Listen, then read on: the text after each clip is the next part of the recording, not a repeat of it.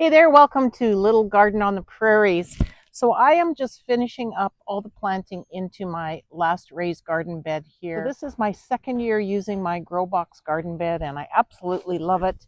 And I have one little area here left to fill in with something. So today we're going to be planting up some beets. I got some Detroit dark red beets here. I've got enough space here to, probably plant all these up. And I'm going to be using my seeding square here, which is a great way to kind of mark out the proper spacing for planting your seeds so that they have enough space. Plus, it really helps you maximize, all the space you have in these garden grow beds. So as you can see here, I have tomatoes all planted all around the edge, and they're all going to be growing up my arbor and some fencing. And then down the middle, I have a variety of herbs that are going to just grow and help deter pests and attract pollinators. And they'll be able to harvest off them all summer, and dry and have for spices over the winter season. So let's set out our spacing and get these beets planted. So the first thing I'm going to do is just roughly kind of square out, I think 3 squares here that I'm going to be able to use for planting my beets. I just use this kind of as a marker. And according to the chart that comes with your seeding square, you can plant 9 beets in a square foot space. So I'm going to be following the yellow circles here just to mark out. And I just use this little divot thing just to kind of mark out my spots here. And then from there, we will dig some little holes, add some fertilizer, some worm castings, and throw in a couple seeds.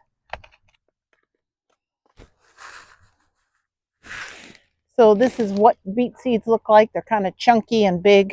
I'm going to try and put a couple into each hole. Just using my finger just to kind of open up those holes a little bit.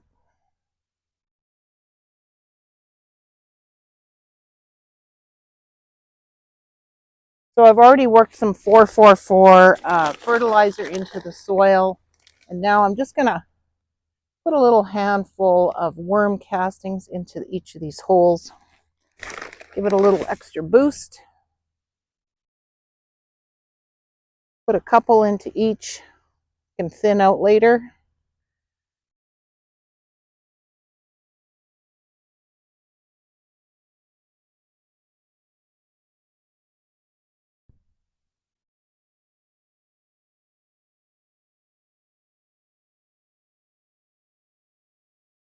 Then just cover them up.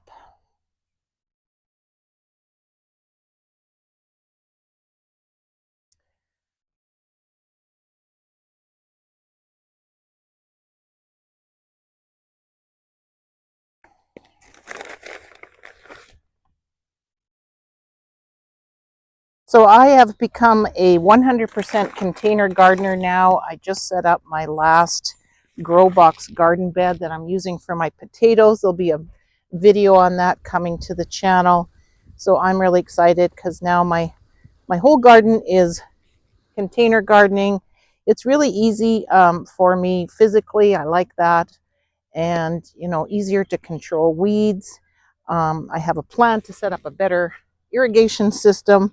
I'm using kind of previous setups from when I had tubs and when I was doing in-ground watering. So once I get my irrigation system all set, it's going to be really low maintenance, I think, and I can have more time to do other things other than watering all the time.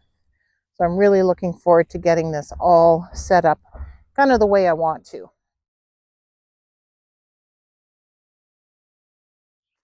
So we got these all planted up. They take about 10 to 12 days to germinate. So we will just cover these up and let Mother Nature take over. So we have plans to head to the lake for a few days to do some fishing, which is always stressful for me at this time of year because my garden is just getting planted. I'm worried about, things getting froze or not getting watered enough, but I have my irrigation system kind of going here.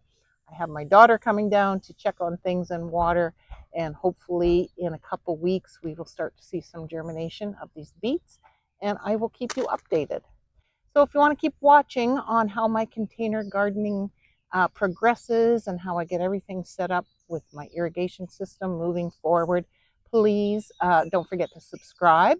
Hit that like button. Leave me a comment. Are you planting beets this year? And if so, what's your favorite variety? Thanks for watching. See you on the next video.